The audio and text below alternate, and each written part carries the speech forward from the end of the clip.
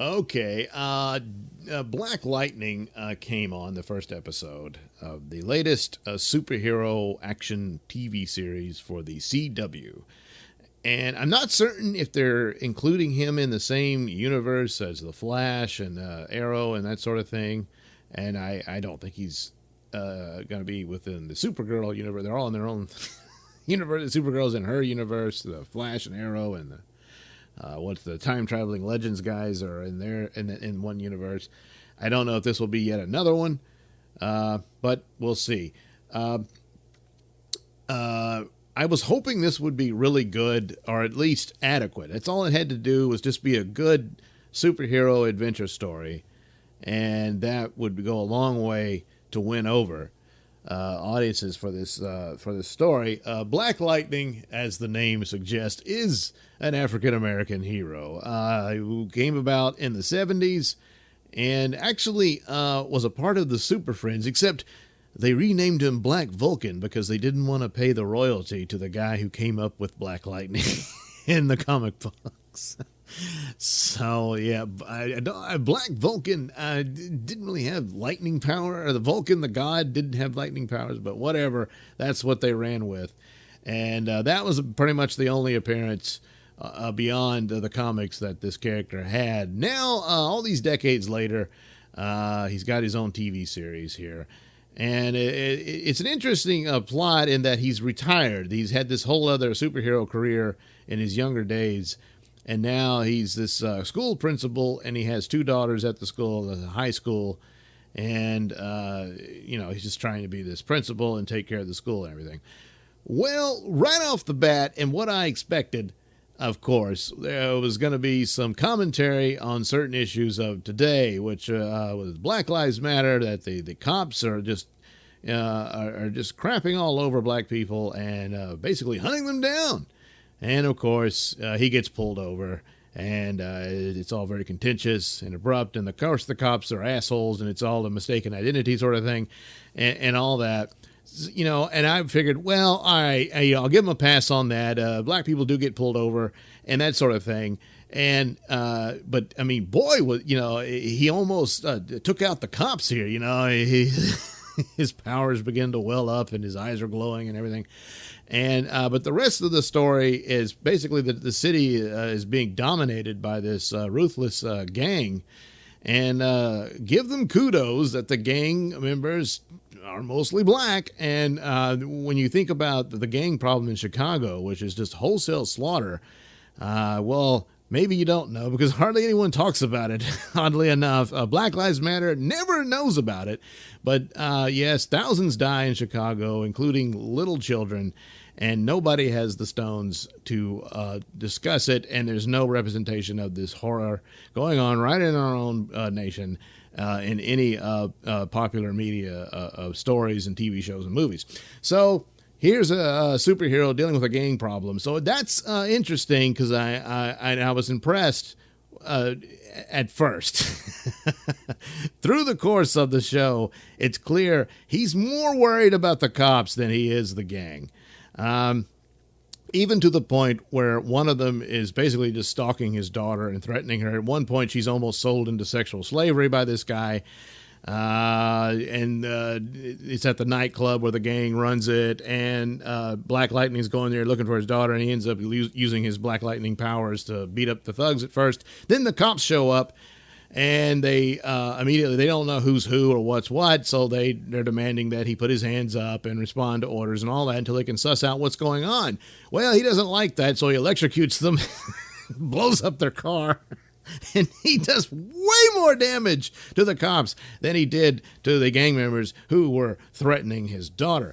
Again, this guy shows up at the school, demanding to see the girl. She doesn't want anything to do with him, all this stuff. And then her sister beats his ass. Apparently she knows judo or something. And turns out he's got a gun in his pants, and he's about to pull it, but then Daddy shows up and stops him from doing this.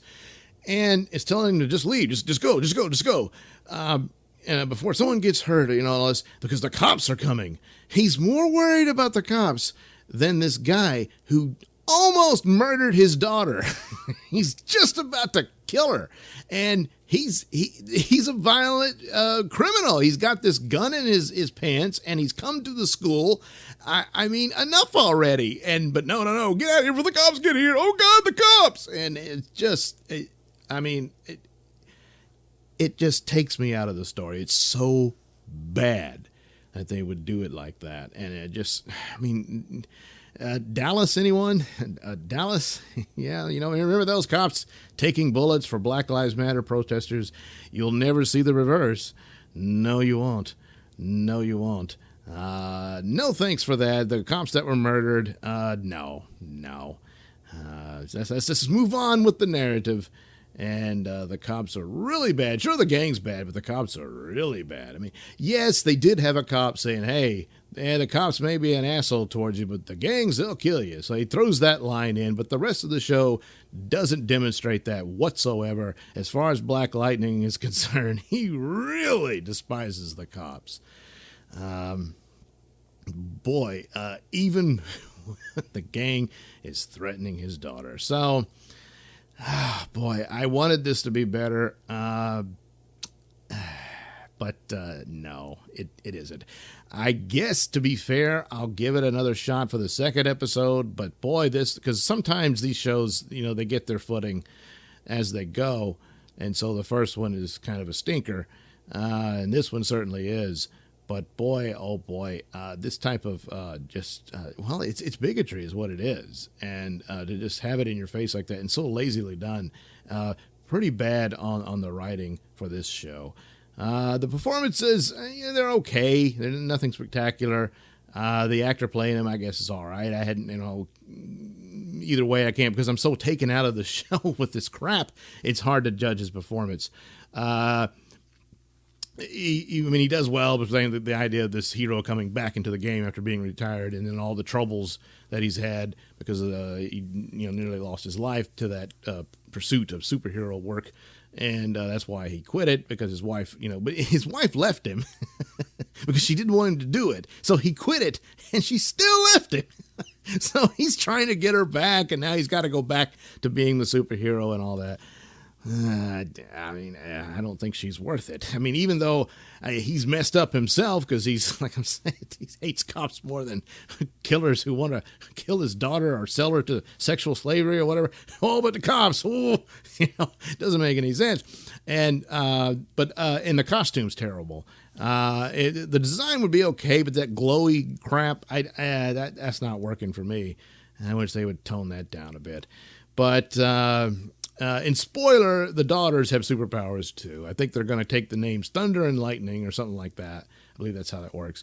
And you will be seeing them in later shows if I'm still watching it when they roll that out. So they give you a little clue at that at the end. And actually, the last 5 minutes is pretty good, because he gets into the superhero action and he just beats the crap and electrocutes all the gang members. Finally!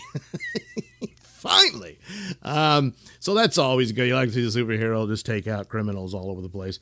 And of course, the big reveal, the gang lord or gang leader, what have you, he's not in charge. No, the supervillain is, which is this guy named Tobias, who I guess is like an albino black guy or something. I don't know. He's got the features, and he's got this red beard or something. It's like a giant leprechaun. But anyway, he's there, and his goons take the guy there, and he says he's the one's in charge, And apparently this was some guy that the Black Lightning had put away in the past, or so he thought.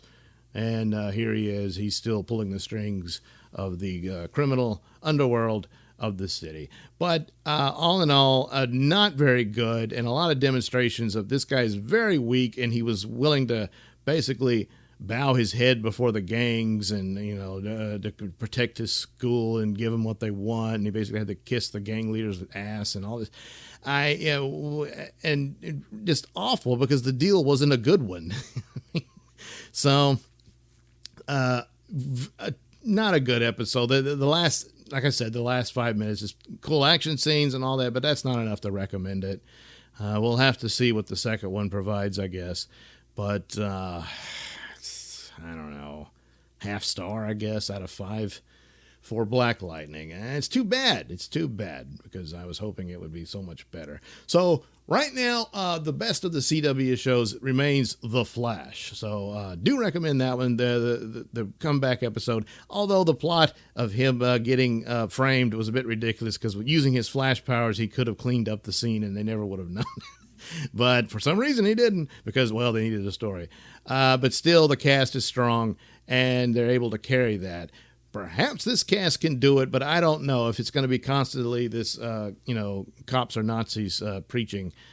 Yeah, I'm not down with that. So I don't care how good the cast is. So there you go with Black Lightning.